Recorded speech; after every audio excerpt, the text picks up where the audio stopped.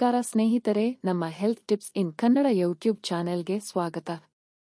ಸ್ನೇಹಿತರೆ, ನಿಮಗೆ ಗೊತ್ತಾ, ಸಂಗೀತ ನುಡಿಸುವ ವ್ಯಕ್ತಿಗಳು ಯಾವಾಗ ತಾವು ನುಡಿಸುವ ವಾದ್ಯವನ್ನು ಕೈಗೆ ತೆಗೆದುಕೊಳ್ಳುತ್ತಾರೆ, ಆಗ ಅವರ ಮಿದುಳಿನಲ್ಲಿ ಆಗುವ ಅತಿಯಾದ ಯೋಚನೆ ಕಂಟ್ರೋಲ್ ಅಲ್ಲಿ ಬರುತ್ತದೆ. ಅವರು ಹೊರಗಿನಿಂದ ನೋಡುವುದಕ್ಕೆ ತುಂಬಾ ಶಾಂತವಾಗಿ ಕಾಣುತ್ತಾರೆ. ಹೀಗೆ ಸಂಗೀತ ಕೇಳುವಾಗ ಮತ್ತು ನುಡಿಸುವಾಗ ಯಾಕೆ ಈ ತರ ಆಗುತ್ತದೆ ಮಿದುಳಿನಲ್ಲಿ ಅಂತ ತಿಳಿದುಕೊಳ್ಳಲು ನ್ಯೂರೋಸೈನ್ಸಿಸ್ಟ್ ಮುಂದಾಗುತ್ತಾರೆ. ಅವರು ಬ್ರೈನ್ ಅನ್ನು ಸ್ಕ್ಯಾನ್ ಮಾಡುವ ಮಷೀನ್ನ ಸಹಾಯದಿಂದ ತಿಳಿದುಕೊಳ್ಳಲು ಮುಂದಾಗುತ್ತಾರೆ. ಮ್ಯೂಸಿಕ್ ಕೇಳುವ ವ್ಯಕ್ತಿಯ ಮೈಂಡ್ ಅಲ್ಲಿ ಬ್ರೈನ್ನ ಹಲವಾರು ಏರಿಯಾಗಳಲ್ಲಿ ಲೈಟ್ ಹತ್ತಿದ ಹಾಗೆ ಆಕ್ಟಿವಿಟಿ ಆಗುತ್ತದೆ.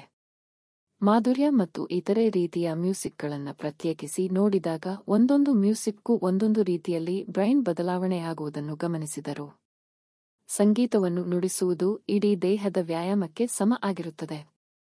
ಸಂಗೀತ ನುಡಿಸುವುದರಿಂದ ಬ್ರೈನ್ ಅಲ್ಲಿ ಒಂದೇ ಕ್ಷಣದಲ್ಲಿ ಹಲವಾರು ಮಾಹಿತಿಗಳು ಆಕ್ಟಿವಿಟಿ ಆಗುವುದು ಕಂಡುಬರುತ್ತದೆ.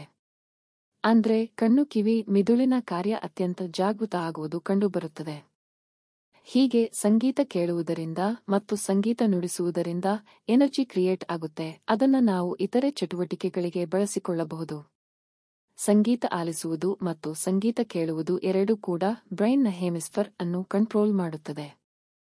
ಇದರಲ್ಲಿ ಎಡ ಹೆಮಿಸ್ಫರ್ ಹೆಚ್ಚು ಒಳಗೊಂಡಿರುತ್ತದೆ. ಕಂಟೆಂಟ್ ಕಾದಂಬರಿ ಬರೆಯುವುದಕ್ಕೆ ಬಲ ಹೆಮಿಸ್ಫರ್ ಒಳಗೊಂಡಿರುತ್ತದೆ.